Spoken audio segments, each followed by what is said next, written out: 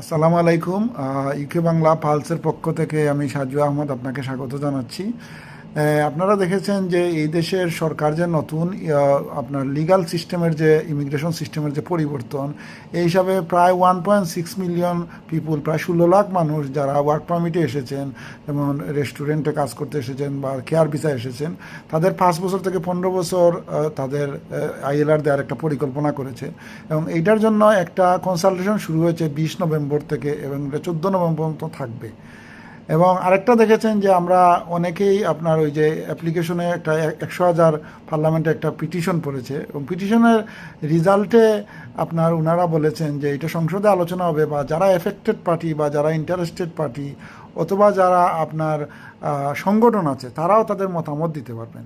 তো একজন community leader হিসাবে আপনি দেখেছেন, এবং আপনি একজন আইনজীবী হিসাবে দেখেছেন যে অনেক মানুষ এই দেশে এসেছে এবং তাদের উপরে ইনজাস্টিস করা হচ্ছে, যে 5 বছর থেকে 15 বছর, বা তাদের কনসালটেশনের সুযোগ আছে, আমাদেরও সুযোগ আছে। তো কনসালটেশনে অংশ নেওয়াটা কতটুকু জরুরি বলে আপনি মনে করেন? Consultation very important in this country. এখানে যদি কোনো আইন পাস করতে হয়, তারা কিন্তু কনসালটেশনের আয়োজন করে, এবং এই কনসালটেশনে পার্টিসিপেট না করলে তখন তাদের কনসালটেশনের ফেভারে যারা আছে, যদি ম্যাক্সিমাম অপিনিয়ন পক্ষে থাকে, তখন একটা সিদ্ধান্ত বা আইন হিসাবে আসে।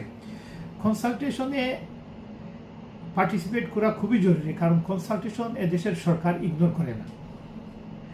এই জন্য যেহেতু কনসালটেশন প্রসেসটা আছে এখন, এই কনসালটেশনে রিলেভেন্ট পার্টিগুলার সক্রিয় অংশগ্রহণ দরকার এবং বুঝে শুনে অংশগ্রহণ দরকার, যাতে এই প্রত্যেকটা জিনিস বুঝে এগুলাতে পার্টিসিপেট করতে পারে। কথা হলো যে আমাদের 1.6 মিলিয়ন ওয়ার্ক পারমিট হোল্ডার আছেন, 16 লাখের মতো। তারা ডাইরেক্টলি এফেক্টেড পার্টি, কিন্তু ইনডাইরেক্টলি কিন্তু আমরা সবাই এফেক্টেড। আমরা যারা এমপ্লয়ার আছি, বিভিন্ন সেক্টরের এমপ্লয়াররাও কিন্তু এফেক্টেড, কারণ আপনার এমপ্লয়ি যদি এফেক্টেড হয়, তখন অটোমেটিক্যালি আমিও এফেক্টেড হব, বিজনেসও এফেক্টেড হবে। এবং এই জন্য এই শুধু এফেক্টেড রিলেভেন্ট পার্টি না, এফেক্টেড পার্টি না, রিলেভেন্ট পার্টি, আমরা যারা আছি সবাইকে কিন্তু এই কনসালটেশনে অংশগ্রহণের সুযোগ দেওয়া হয়েছে এবং আছে।